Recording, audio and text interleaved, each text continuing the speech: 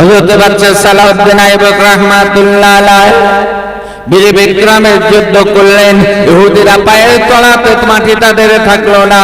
অমনি অবস্থাতে তারা যেদিক পারল সেদিকে ফিরে চলে গেল। এ বাবাজি ভাইরা, যুবকেরা, জওয়ানেরা, হযরত সালাউদ্দিন আইয়ুব রাহমাতুল্লাহ আলাইহি বাইতুল মুকাদ্দাসের সামনে নামাজের পাটিখানা পেতে দিয়ে, যাই নামাজখানা পেতে দিয়ে দু রাকাত আল্লাহ পাকের শুকরিয়া নামাজ আদা করে দুটো হাত আল্লাহর দরবারে তুলে অঝরে কাঁদলেন, আল্লাহ, আপনার ঘরটা ইহুদিরা দখল করে রেখেছিল, এই ঘরটাকে আজকে মুসলমানের অধীনস্থ আপনি বানিয়ে দিয়েছেন। আপনার শুকরিয়া আমি আপনার দরবারে শুকরগুজার করি। এই শুকরগুজার করার পরে তিনি আল্লাহর দরবারে শুকরগুজার করার পরে ফিলিস্তিন যাদের ওই অবস্থাতে ইহুদি খ্রিস্টান জাতিদেরকে ডেকে বলেছিল, বলে ইতিমধ্যে তোমরা আমাদের 70,000-এর উপরে মুসলমানকে তোমরা জবাই করেছো, হত্যা করেছো, এখন তোমরা আমার কাছে কি চাও? ইহুদি জাতি সেদিন বড় ভয় পেয়েছিল। ওরা চিন্তা করলো সালাউদ্দিন ক্ষমতা নিয়ে যখন দাঁড়িয়েছে, আজ আমাদের উপায় নাই। কি নাই? উপায় নাই, প্রতিশোধ আমাদেরকে দিতেই হবে, দিতেই হবে, আজকে নেবেই। ইহুদি জাতি বললাম, এই বাদশা এই সেফায়ে সালাউদ্দিন, আপনি যে কাজটা করেছেন আজকে আপনার অধীনস্থতে আমরা ছেড়ে দিলাম। আপনি ইচ্ছা করলে আমাদেরকে মাফ করে দিতে পারেন, আবার ইচ্ছা করলে 70,000 মুমিন মুসলমানের রক্তের বিনিময়ে আপনি আমাদের কতল করে দিতে পারেন। একজন ইমানদার মুমিনের অবস্থাটা একবারে দেখুন না। হে বাবাজি ভাইরা, বাদশা সালাউদ্দিন আইয়ুব রাহমাতুল্লাহ আলাইহি ওই সময় দাঁড়িয়ে বলেছিল, হে জাতি ইহুদি শুনে নাও, তোমরা পৃথিবীর ধ্বংসপ্রাপ্ত জাতি, অভিশপ্ত জাতি। আল্লাহ পাক মুসলমান জাতি দিওকে, আমার রাসূলের উম্মত দিওকে বড় মর্যাদা দান করেছে। আল্লাহর কোরআনে আল্লাহ জানিয়েছেন, মা আতাকুমুর রাসূলু ফাখুযুহু, আমার রাসূল যেটা তোমাদেরকে দিয়েছে সেটাকে তোমরা গ্রহণ করো। এই ইহুদি জাতি শুনে নাও, জেনে নাও, আমি তোমাদেরকে শুনিয়ে দিয়ে দিচ্ছি, মক্কা যখন বিজয় আমার রাসূলুল্লাহ করেছিলেন, আল্লাহ রাসূল আল্লাহর হাবিব মক্কাকে বিজয় করলেন। পৃথিবীর ইতিহাসে তিনি মদিনা ছেড়ে যখন মক্কাতে চলে এসে মক্কা বিজয় করলেন, মক্কা বিজয়ের ইতিহাস দেখলে পৃথিবীর মানুষ অবাক হয়ে যায়। একটা রাষ্ট্র পরিবর্তন হলো, একটা এলাকা দখল হলো, কিন্তু এক ফোঁটা রক্ত মক্কা বিজয়েতে ঝরে নাই, এক ফোঁটা রক্ত ক্ষয় হয় নাই। আল্লাহ রাসূল জানিয়েছিলেন, তোমরা যে আমার প্রতি কি ইনসাফ চাও? মক্কাবাসী বলেছিল, মুহাম্মদ সাল্লাল্লাহু তাআলা আলাইহি সাল্লাতু সাল্লাম, আজকে আপনার ইনসাফের উপরে আমরা ছেড়ে দিলাম, আমরা আপনাকে দেশ ছাড়া করেছিলাম, আজকে যদি আপনি চান আমাদেরকে সে বদলা আপনি নিতে পারেন, আপনার প্রতি নির্মম অত্যাচার করেছিলাম। আল্লাহ রাসূল আল্লাহর হাবিব দাঁড়িয়ে বলেছিলেন, হে মক্কাবাসীরা শুনে নাও, জেনে নাও, আমি আব্দুল্লাহর পিতা মুহাম্মদ, আমার বাপ ছিল না গো, একদিন তোমরা আমার হাত ধরে একদিনের জন্য হলো উপকার তোমরা করেছিলে, আমি মুহাম্মদ সাল্লাল্লাহু আলাইহি ওয়াসাল্লাম সেটাকে কখনো ভুলে যেতে পারি নাই। আমি মা হারা মুহাম্মদ, আমি বাপ হারা মুহাম্মদ, আজকে তোমাদেরকে আমার তরফ থেকে আল্লাহর ইচ্ছাতে মাফ করে দিলাম। আরো জোরে বলুন, আর একটু জোরে বলুন, আমি তোমাদেরকে মাফ করে দিলাম। মক্কা জাতীয় অবাক, এটা কি করে সম্ভব হয়? এত অত্যাচার সহন করার পরে রাসূলুল্লাহ তো শুধু মদিনা থেকে মক্কাতে এই প্রথম আসেন নাই, ইতিমধ্যে তিনি উমরা করার জন্য মক্কাতে আসতে চেয়েছিলেন, কিন্তু হুদায়বা নামক জায়গাতে রাসূলুল্লাহকে ফিরে যেতে হয়েছিল। ইতিহাস, বড় ইতিহাস। সেদিন ব্যথা নিয়ে রাসূলুল্লাহ ওই হুদায়বার মাটিতে দাঁড়িয়ে অঝরে কেঁদেছিলেন, মক্কার পানে তাকিয়ে। বিশেষ করে আম্মা জান খাদিজার কথা মনে করে, যে খাদিজা রে, আজ এত নিকটে এসেও আজ তোমার কাছে আমি আসতে পারলাম না, এই মনের দুঃখ মনে রেখে তিনি এখান থেকে ফিরে চলে গিয়েছিলেন। বাবা যে ভাইরা, সেই রাসূল যখন পূর্ণ ক্ষমতা নিয়ে দিয়ে মক্কাকে বিজয় করলেন। মক্কা যখন বিদায় হলো, আল্লাহ রাসূল তার ইহসানের উপরে, দয়ার উপরে সমস্ত মক্কাবাসীদেরকে maaf করে দিয়েছিলেন। জোরে বলুন, আরেকটু জোরে বলুন। বাচ্চা সালাউদ্দিন আইয়ুব রাহমাতুল্লাহ আলাইহি ওই সময় ডেকে বললেন, এই ইহুদি জাতি শুনে নাও, জেনে নাও, আমি তোমাদেরকে জানিয়ে দিতে, তোমরা এটাকে শুনে নাও। আমার রাসূলুল্লাহ হাবিবুল্লাহ মক্কা বিজয় করার পরে তিনি ছিলেন অত্যাচারিত, মুসলমানদের রক্ত ঝরেছে, মুমিনের রক্ত ক্ষয় হয়েছে, আল্লাহ রাসূল অত্যাচারিত, নিষ্পেষিত। তথাপিও মক্কা বিজয়ের পরে তিনি ইহসান দেখিয়েছেন। হাল জাযাউল ইহসান ইল্লা ইহসান, এমনি যে তিনি ইহসানকে প্রদর্শন করলেন। আমি তার উম্মত, একটা নগদ উম্মত ছাড়া আর কিছু নয়। আমি রাসূলুল্লাহ রাস্তাকে অনুসরণ করে আমি তোমাদেরকে maaf করে দিলাম। আর একবার জোরে বলুন। কিন্তু ইহুদি জাতির ইতিহাসটা হলো অতি নিকৃষ্টতম জাতি, এরা পৃথিবীর অভিশপ্ত জাতি। আমরা যে সূরা ফাতিহা পড়ি না, শেষের দিকে গায়রুল মাগদুবি আলাইহিম ওয়ালাদ-দাল্লিন, এই গায়রুল মাগদুবি আলাইহিম ওয়ালাদ-দাল্লিন এই অভিশপ্ত জাতিটাই হলো ইহুদি জাতি এবং খ্রিস্টান জাতি। ইহুদি জাতি সবথেকে বেশি, এরা এদের নবীকে হত্যা করেছে। শুনবা, এরা এদের নবীকেও পর্যন্ত হত্যা করেছে। এরা এমন একটা জাতি।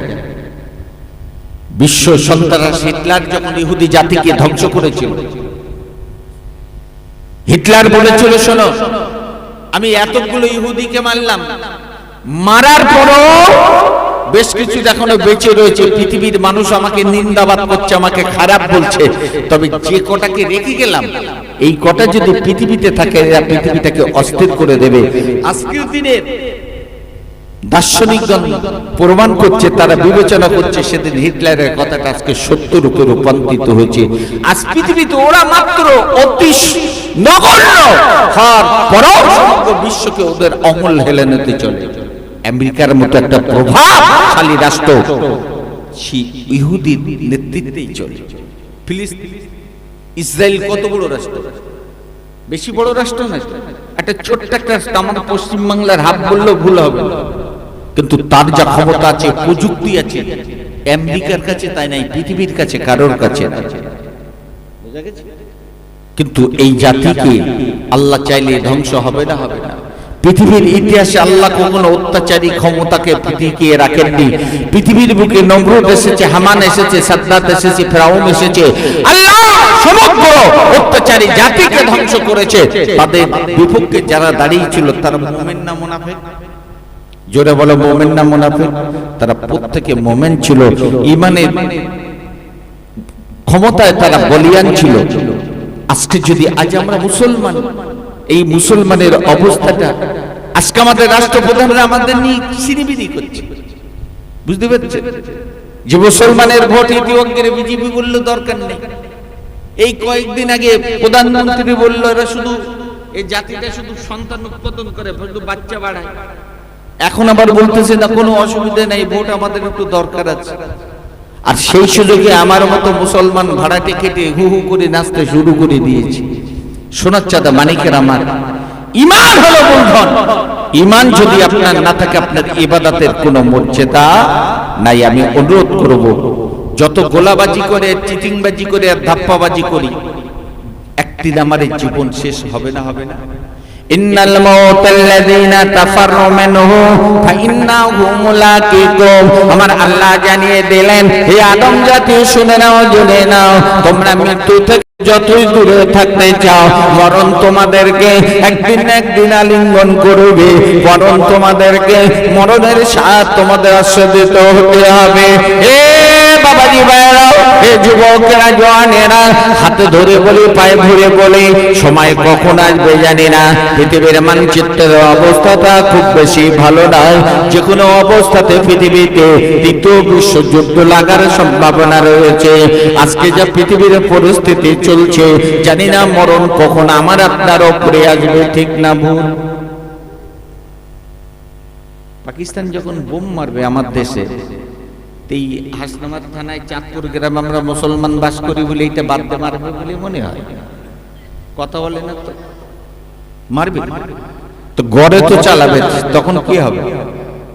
যে তাহলে মরণ হবে, আমি আপনি প্রতীক হিসাবে মরণের ব্যবস্থাটাকে, গাটলিটাকে বেঁধে দিয়ে আমাকে আপনাকে তৈরি থাকতে হবে। শোনা মানে সারা জীবন আবু জেহেল কম কোরআন শুনেনি। এই আবু জেহেল কম কোরআন শুনেছিল? আল্লাহ রাসূলুল্লাহর হাবিব, আমার রাসূলুল্লাহ হাবিবুল্লাহ খানায়ে কাবাতে যখন কোরআন তেলাওয়াত করতেন, রাতের বেলাতে আবু জেহেল, উতবা, লবিদ, শুআয়বা, পূর্বে কবিনা কমবাক্তা গুলো এসে চুরি করে আমার রাসূলের লালিত কণ্ঠের, সুললিত কণ্ঠের কোরআন তারা তেলাওয়াত করত, কোরআন তারা শুনত। কোরআনের প্রতি এত মায়া মমতা তাদের জন্মে গেল, প্রতি রাত্রিতে লুকিয়ে লুকিয়ে এসে আমার রাসূলুল্লাহ কোরআন তেলাওয়াত শুনে।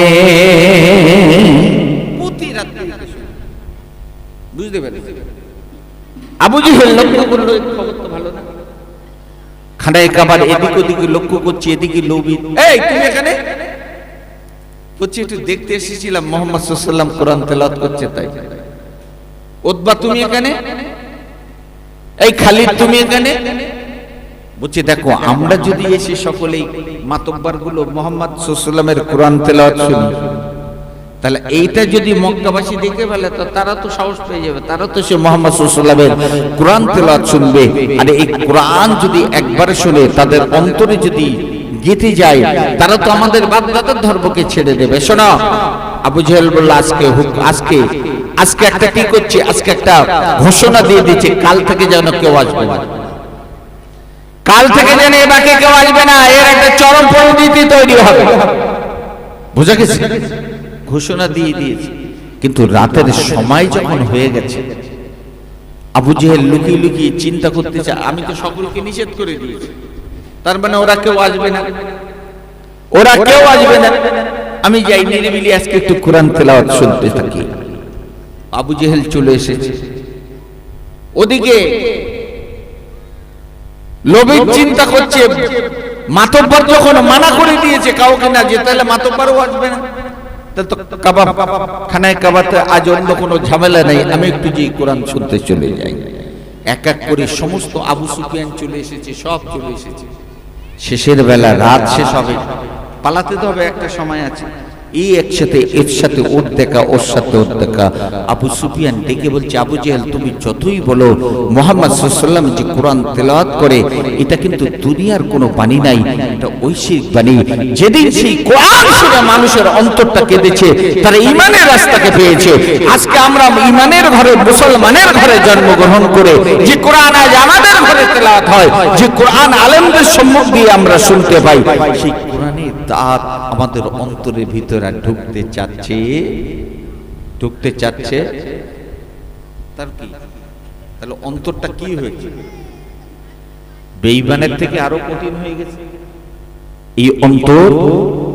এই অন্তর নিয়ে কি করে কবরে যাবেন চিন্তা করেছেন একবার? যে নামাজ পড়ছেন, মুনাফিকি, ফেরেববাজি, চিটিংবাজি, জীবনে অনেক কিছু করেছে, মজলিসের দোয়া পানি হচ্ছে না, এই ওইগুলো একটু ভাগতো, এটা দরুদ শরীফ আল্লাহুম্মা সাল্লি আলা।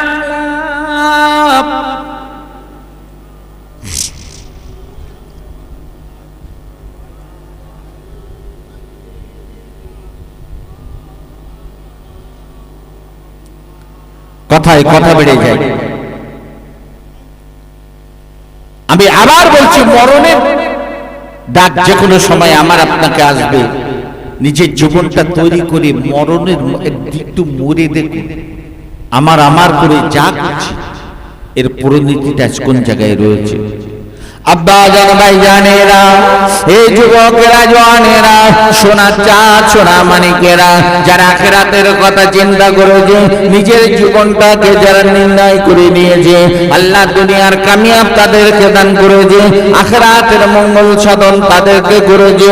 আজকে আমার আপনার অন্তরের ভিতরে এত মুনাফিকি অবস্থা রয়েছে, পৃথিবীর ইতিহাস খুঁজলে আপনি দেখতে পাবেন, যুগের বিবর্তমানেতে আল্লাহ নবীদের দোয়াগুলোকে ফিরিয়ে দিয়েছে। আজকে নিজেদের সমালোচনা করার থেকে পরের সমালোচনা বেশি করি। নিজের আত্মশুদ্ধি থেকে আমার নামাজ কি হচ্ছে না হচ্ছে, ঠিক মতো রুকু সিজদা হয় কিনা, মসজিদ থেকে বেরিয়ে হতে দেখেছো কিরম নামাজ পড়েছে? আচ্ছা তুমি একবার চিন্তা করেছো তোমার নামাজটা কিরকম হয়েছে? হুজুরের কলবের নামাজ তোমার হয়েছে তো? যে পথ সমালোচনায় আজকে কে কি করেছে ওই চিন্তায় আছে আমি ব্যস্ত, কিন্তু আমি যে কি করছি আমার নিজের চিন্তা নিজের করা হলো না, আমি নিজের কান্নাটা আজও কাঁদতে পারলাম না। আল্লাহ নবী হযরত মুসা আলাইহিস সালাতু সাল্লামের জামানার ঘটনা।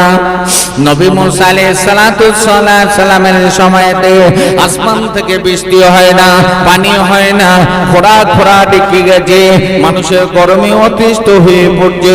সকলে এক এক করে নবী মুসা আলাইহিস সালাতু সাল্লামের কাছে এসেছেন। আল্লাহ নবী মুসা আপনি আল্লাহর কাছে একটু দোয়া করুন, আমাদের জন্য দোয়া করুন, যাতে করে আল্লাহ একটু পানি দিয়ে দেয়। এই বন অবস্থাতে আল্লাহ নবী মুসা কালিমুল্লাহ আলাইহিস সালাতু সাল্লাম সমস্ত পানি ইসরাঈলকে সাথে করে নিয়ে তিনি ফাঁকা প্রান্তরে গিয়ে আল্লাহর কাছে দোয়া করলেন, আল্লাহর কাছে চাইলেন। কিন্তু দুর্ভাগ্যের বিষয় হলো পানি তো দূরের কথা, আকাশেও মেঘ জমল না।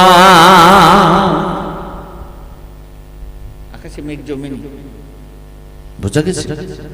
দোয়া করছে কে? জলিলুল কদর পয়গম্বর মুসা আলাইহিস সালাতু সাল্লাম। তা পৃথিবীতে যত নবী এসেছে তার ভিতরে নবী মুসা একটু ঠান্ডা রসুল ছিলেন তো নাকি? ঠান্ডা তো সবথেকে রাগী ব্যক্তি। বললো একদিন যখন হয়েছে দ্বিতীয় দিনে আবার দাঁড়িয়ে ইস্তিসকার নামাজ আদায় করলেন। কালকে ফেসবুকে দেখছিলাম বাংলাদেশে ইস্তিসকার নামাজ হয়েছে, বুঝতে পেরেছেন? দোয়া করছে পানির জন্য, পানির জন্য দোয়া করছে। এই আবার আল্লাহর ইচ্ছা যখনই হবে তখনই হবে, বুঝতে পেরেছেন? আল্লাহ ইচ্ছা করলে পারে না। যে দুবাইতে মধ্যে পানি হয় না সেই দুবাই শহর এখন ঘাস, যে দুবাই যাদের পৃথিবীর বড় বড় অট্টালিকা, কি সব নামটা আছে হাবি যাবে, বুঝতে পেরেছো? দুবাই শহরে হাসতেছে, দুবাই শহর একতলা বাড়িগুলো সব পানির নিচে। ওরা জীবনে কখনো কল্পনা করতে পারেনি যে এমন বর্ষা এমন জলোচ্ছ্বাস সেখানে হতে পারে, বোঝা গেছে? তা নবী মুসা আলাইহিস সালাতু সাল্লাম দ্বিতীয় দিন দাঁড়িয়েছে, পানি হলো না। আল্লাহকে ডেকে বলছে, আল্লাহ আপনি আমাকে ফিরিয়ে দিলেন। বললো ঠিক আছে, তাই এখন আবার দেখা যাক। আল্লাহ নবী মুসা কালিমুল্লাহ আলাইহিস সালাতু সাল্লাম দ্বিতীয় দিনে আবার দাঁড়ালেন, ইস্তিসকার নামাজকে আদা করলেন। এ বাবাজি ভাইরা, যুবকেরা, প্রথম দিনের থেকে দ্বিতীয় দিনেতে বেশি রোনা জারি করলেন, বেশি বেশি করে কাদাকাটি করলেন। কাদাকাটি করে নিয়ে তিনি দেখতে পেলেন তথাপি আকাশে মেঘ, পানি তো দূরের কথা, মেঘও জমল না। নবী মুসা আলাইহিস সালাতু সাল্লাম বাড়িতে চলে এলেন। রাতের বেলা আল্লাহর কাছে কেঁদে কেঁদে বলছেন, আল্লাহ একই অবস্থা হলো, আপনি আমাকে রাসূল রূপে পাঠিয়েছেন, আপনি আমাকে প্রতিনিধি করে পাঠিয়েছেন, আমি আপনার প্রিয়তর রাসূল। আমার দোয়া যদি আপনার দরবারে মঞ্জুর না হয়, মানুষের ভিতরে একটা বিভ্রান্ত ছড়িয়ে যাবে, একটা অন্য বার্তা পৌঁছে যাবে। তারা চিন্তা করবে নবীর দোয়া কবুল হয় না, এটা কেমনে কি করা যায়? এই সোনা চাঁদ সোনা মানিকেরা আল্লাহর নবী মুসা কাঁদেন, আল্লাহ আমার দোয়াকে আপনার দরবারে পৌঁছাতে পারে না। আল্লাহ পাক জানিয়ে দিলেন, নবী মুসা আলাইহিস সালাতু ওয়াসসালাম, নিঃসন্দেহ তুমি আমার জলিলুল কদর, তোমাকে ফিরিয়ে দেওয়ার মতো কোনো জায়গা আমার নাই। তবে আমি তোমাকে ফিরিয়ে দিতে বাধ্য হচ্ছি। ওই মজলিসে তো এমনি করে মুনাফিক ব্যক্তি রয়েছে, এই মুনাফিকের কারণে আমি তোমার দোয়াকে কবুল করতে পারি না। ওই তিনটে মুনাফিক ব্যক্তি রয়েছে, এই তিনজনের কারণে আমি তোমার দোয়াকে কবুল করতে পারি না। আমি মুনাফিককে কখনো সহ্য করতে পারি না। মুনাফিকরা আমার কাছ থেকে বেশি লালাত প্রাপ্ত রয়েছে। আল্লাহ নবী মুসা কালিমুল্লাহ আলাইহিস সালাতু সাল্লাম দোয়া সমাপ্ত করে দিয়ে বললেন, আল্লাহ ওই তিনটে মুনাফিকের পরিচয় একটু আমাকে দিয়ে দিন। দেন আমাকে। আল্লাহ বললেন, নবী মুসা রে, পরিচয় যদি আমি তোমার কাছে দিই, আমি ইতিমধ্যে আমি তো জানি মাটিকে শুধু কিছু সময়ের জন্য তোমার অধীনস্থ করে দিয়েছিলাম বলে তুমি আমার বান্দা কারণকে সে যাকাত দেবে না বলে দেবে বলেছিল, তো একটু মালে কম দেবে বলেছিল, তাই তুমি সহ্য করতে পারোনি, মাটিতে তারা গেড়ে দিয়েছিলে। আমি আমার বান্দার গোপনের নামটাকে বলতে পারবো না। মুসা আলাইহিস সালাতু সাল্লাম ঘোষণা করে দিলেন যে দেখ, দোয়া কবুল না হওয়ার পিছনে এই কারণ, মুনাফিকের কারণে আমাদের দোয়া আল্লাহর দরবারে পৌঁছলো না। আমি আল্লাহর কাছে জানতে চাইছি এই মুনাফিক কারা, যেন একটু চিহ্নিত করে দেয়। তাদের অন্তরে ভয় ছিল, আজ আমাদের অন্তরে ভয় আছে। এই আছে আমার মতো মৌলবি নালি কি আছে, আরেকজন মৌলবি আছে বলে ওই ইমাম সাহেব জানাজা পড়াবে না, তা কি আছে, আরেকজন ইমাম সাহেব এসে জানাজা পড়াবে, ও তো ডাকতে পারবে না। ঠিক না বল?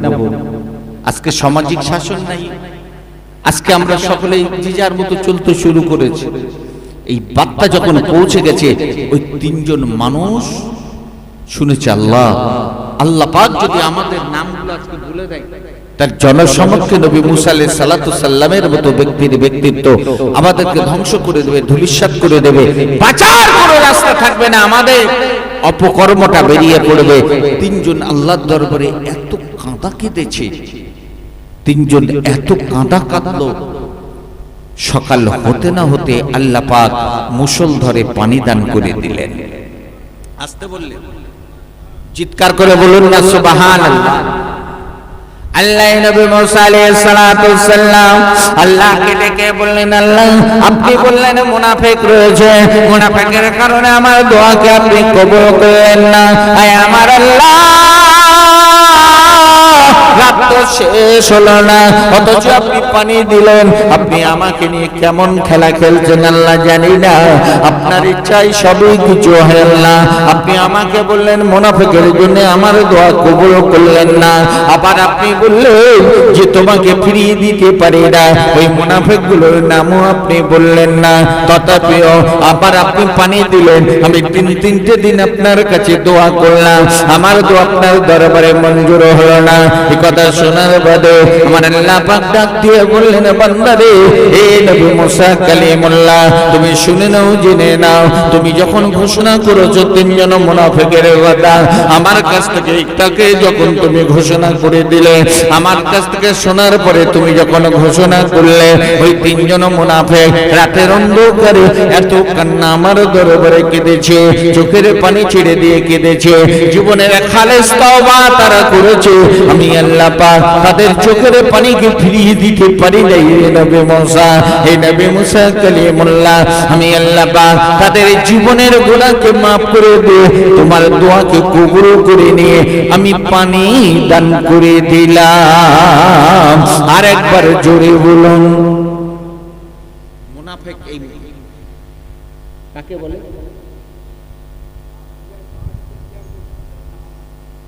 যে আপনার থেকে বেশি চিন্তা ওই ঘড়ির দিকে লক্ষ্য আমার আছে, বুঝতে পেরেছেন? আজকে একটু সময়, আমার সময় ছিল 11টায়, আমি এসে গেছি তার আগে, তারপরেও শুরু করলাম 11:30টার পরে, সেদিকটা লক্ষ্য করে আবার আলোচনা আমি রাখতে শুরু করেছি। তাহলে জীবন আমরা যাই তৈরি করি না কেন, এ বাপ জানে মা আর পাপ জানে মন। আমার বাপকে কে কে জানে? কেডা? আমার বাপকে জানে কে? মা ছাড়া কিন্তু কেউ জানে না। আমার আসল বাপকে আমার মা ছাড়া কেউ জানে না, আর বাপ আমার জীবনে কি করেছি আমার মন ছাড়া কেউ জানে না।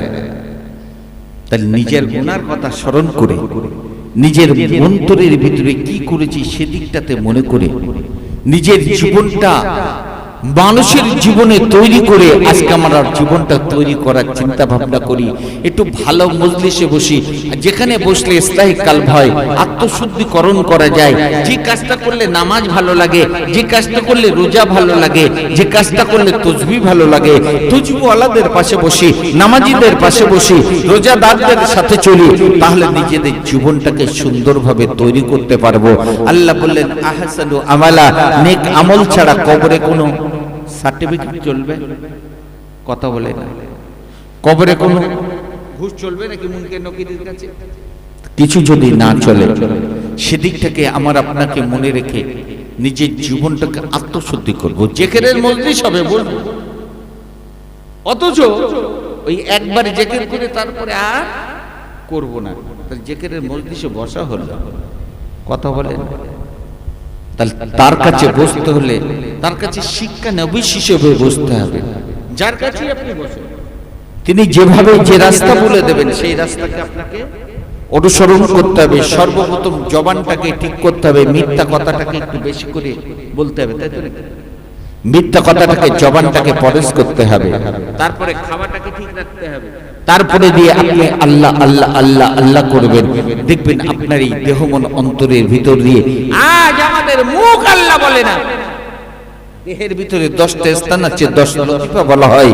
এই 10টা জায়গাতে শুধু তাদের আল্লাহ বলে না, একজন আল্লাহ ওয়ালার গোটা দেহ থেকে লোমকূপ দিয়ে আল্লাহ আল্লাহ জিকির হয়। জোরে বলুন, আরো জোরে বলুন। তারাও মানুষ, আমরাও মানুষ। তিনিও মারপেট থেকে জগতের বুকে এসেছিলেন, আমরাও মারপেট থেকে জগতের বুকে এসেছি। তাদের জীবনের আমলটা যদি হয়, আমাদের কেন হয় না? একবার চিন্তা করেছেন? প্রাণ ফিরে রাস্তাকে অনুসরণ করুন, আল্লাহ ওয়ালাদের কাছে বসুন, নিজের জীবনটাকে তৈরি করুন। বুঝতে পেরেছেন? তাহলে আল্লাহ কামিয়াব এবং বরকত দান করবে। আমি বাড়াতে চাচ্ছি না, মহব্বত উচ্চ আজাদ দরুদ শরীফ। আল্লাহুম্মা সাল্লি আলা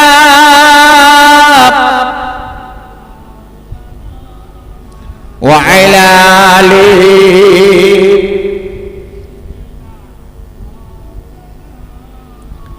একদিন তোমারি নাম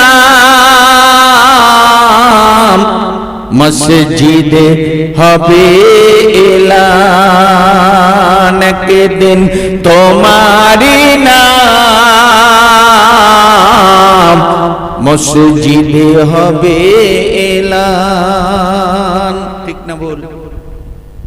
বুড়ো বলে কথা নাই, ছোড়া বলে কথা নাই।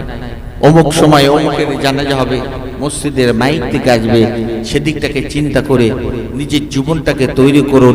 নবীর সুন্নতের উপরে নিজের জীবনটাকে একটু বিনিময় করে পরিচালনার চেষ্টা করুন। একটু মহব্বতের সাথে দরুদ শরীফ আবার আল্লাহুম্মা সাল্লি আলা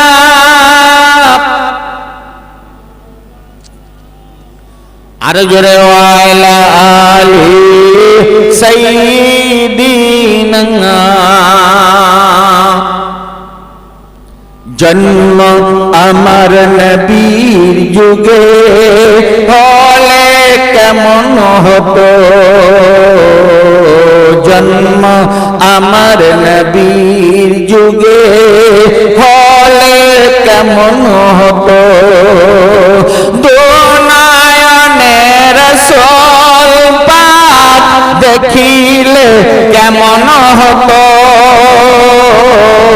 জন্ম আমার নবীর যুগে হলে কেমন হতো। আল্লাহুম্মা সাল্লি আলা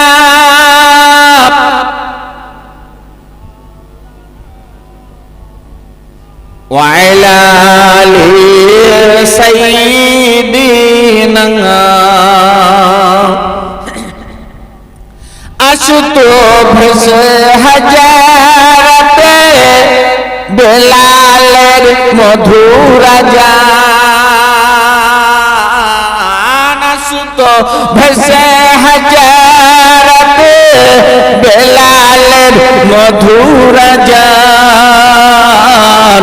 জিয়া জানেতে ছিল এমন প্রেম মুগ্ধ রহমান, দয়া নবীর পিছে নামাজ পড়লে কেমন হতো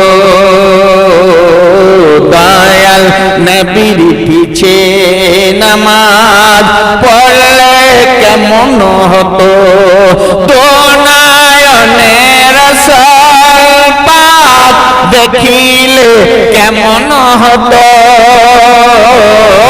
দোনায়নে রাসূল পাক দেখিলে কেমন হতো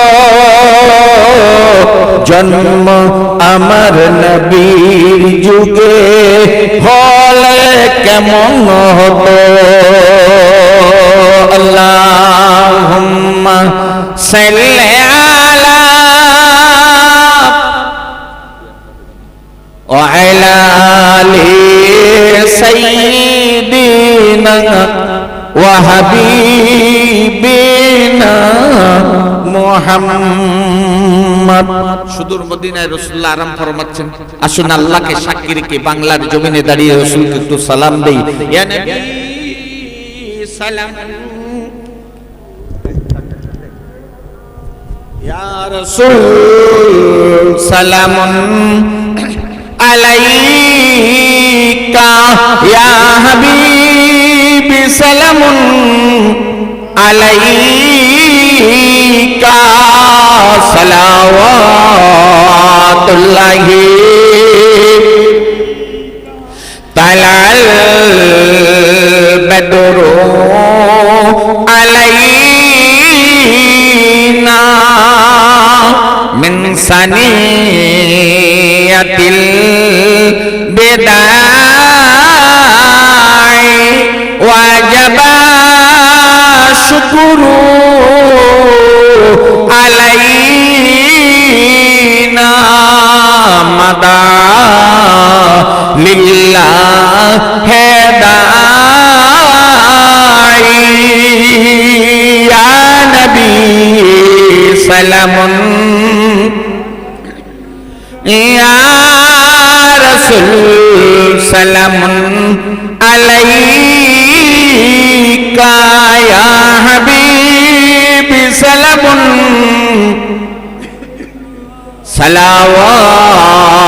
সালাওয়াতুল্লাহি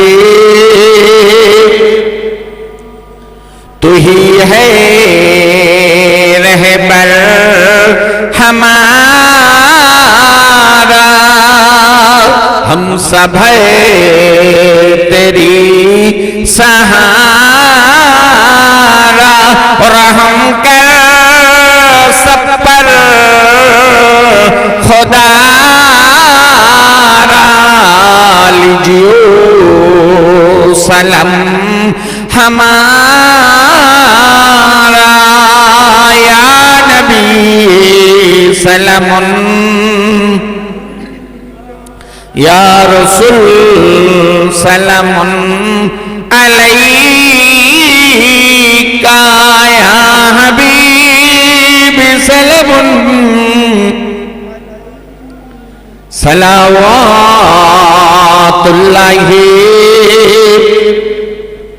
दयामय रहमान ओ जीनी की नियामत পাঠালেন তিনি, চিনতে পারেনি আরব তায়েফানি, চিনেছিল বনের হরিণী, ইয়া নবী সালামুন আলাইকা, ইয়া রাসূল সালামুন আলাইকা, ইয়া হাবিবি সালামুন আলাইকা, সালাওয়াতুল্লাহি রাসূলুল্লাহ আব্বা আব্দুল্লাহ হাবিবুল্লাহ আম্মা আমিনা নবিউল্লাহর দুতমা হালিমা খলিলুল্লাহ রওজা সুনর মদিনা ইয়া নবী সালামুন আলাইকা ইয়া রাসূল সালামুন আলাইকা ইয়া হাবিব সালামুন আলাইকা সালাওয়াতুল্লাহি আলাইকা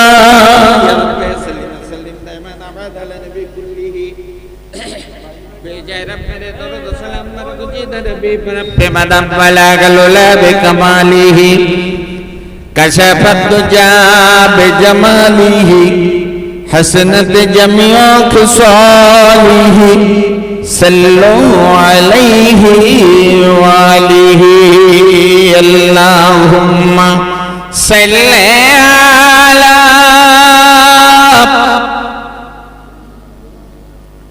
वअला आलि सय्यिदिना वहबीबिना मुहम्मद सल्लल्लाहु अलैहि वसल्लम मुख्तसर করলাম। জলসা গত বছর এখানে বসে দু তিনজন মিলে বলল ভাই ফাল্গুন মাসে 16 তারিখে করলে ভালো হয়। 16 তারিখে ডেট হলো একটা, সবাই জানেন, দু তিনজন আমরা জানি।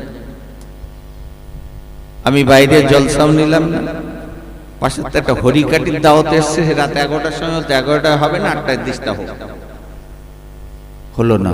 এই আজকে জলসা হবে, তাও তো 1 মাস আগেও জানা ছিল, আল্লাহ রহম হয়েছে তাই হয়েছে। আচ্ছা এই মাঝের পাড়ায় জলসাটা হোক, মাঝের পাড়ার লোক চায় না? চায় না, চায় না, চায় না।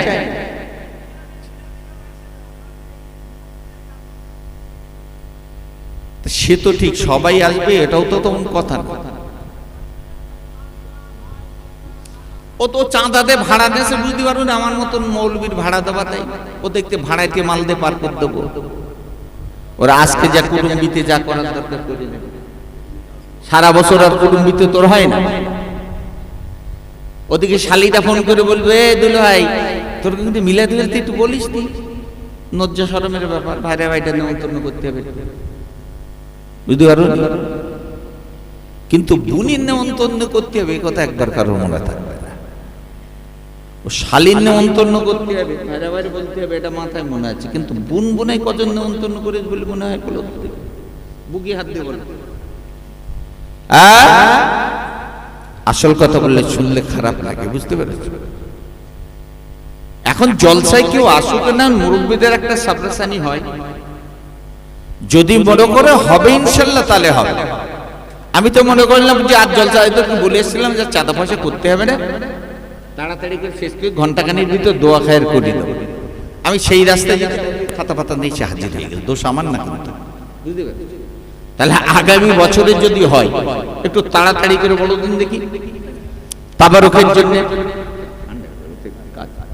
বুঝতে পারছি? তাড়াতাড়ি করে বলো, দোয়া করবো কিন্তু তাড়াতাড়ি করে বলো, একদম শেষ পরে 25 কেজি করে চাল এক কোটি টন বসবা, এটা বস 25 কেজি। আমার সাজান বাবাজি, তার আব্বা আম্মা কবরে শুয়ে রয়েছে, তাদের সাবরাসানির জন্য তিনি বললেন আমি 25 কেজি চাল দেবো, খুশি না বেজার? আর জোরে বলো খুশি না বেজার?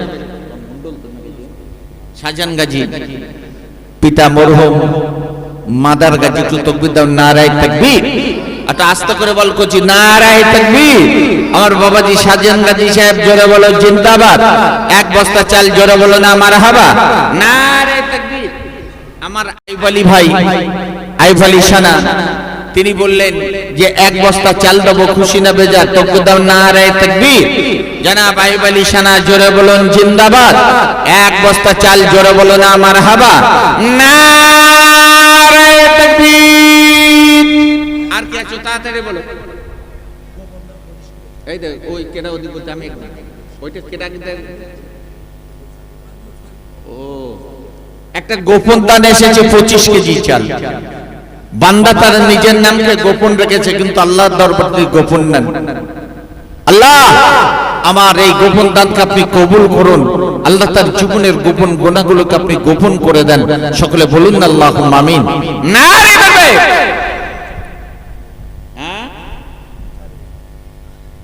চাল আরেক বছর ছোট করে নেবো তো শরীফুলির চাল নেবো না, বুঝতে পারছি? হ্যাঁ এদিকে আর কে আছো? হ্যাঁ আসবে আসবে আসবে ইনশাল্লাহ। শরীফুলকে অত ছোট মনের মনে করো না, আল্লাহ রহমতে গরিব হতে পারে। আল্লাহ মন বড় করেছে, আমি তো অনেক আগে তো ওরে চিনি কম বেশি, বুঝতে পেরেছো? হ্যাঁ চাল আর এক বস্তা যদি হয়, আলু আলু আলু আলু আলু এক বস্তা লাগবে। কে দেবেন আলু? চিন্তা করতে এখন তো 30 টাকা, আগামী বছর আবার কে বানবে ঠিক নেই। হ্যাঁ কে কই হাবিল কই? আমার হাবিল বাবাজি এক বস্তা আলু। আমার ভাই হ্যাঁ একটা গোপন দান আমি চেয়েছিলাম এক বস্তা, একটা গোপন দান এসেছে আর এক বস্তা আলু। জোরে বলো না মারহাবা। তবে না ডালকে দেবেন তাড়াতাড়ি করলো, একদম তাড়াতাড়ি করে। বাড়ি একটা মিলাদ দিতে গেলে আপনি যত কম করে দেন 5,000 টাকার নিচে হবে না। একটা মাইক বলবেন, লাইট মাইক বলবেন, এখন তার হ্যাসাং লাইট আর নেও খুঁজে আর পাওয়াও দাও, একটা লাইট মাইক বলতে হবে। তা সেই ডেকরটার যত কম নেক আপনার 3,000 টাকা নেবেন। তারপর একটা গ্রামের মৌলবি ডাকবেন, দুটো লোককে খাওয়াবেন, যত কমে শব্দস্থানীর মজলিস করুন 5-এর নিচে হবে না। কিন্তু আপনি 10-এর লাঠি 1-এর বোঝা মুরব্বীদের জন্য যদি আপনার সকলেই গড়ে 500 টাকা করে এই গ্রামের মানুষ মনে করে, এরকম জলসা করা হবে বলে মনে হয়, তাহলে হ্যাঁ জি তাহলে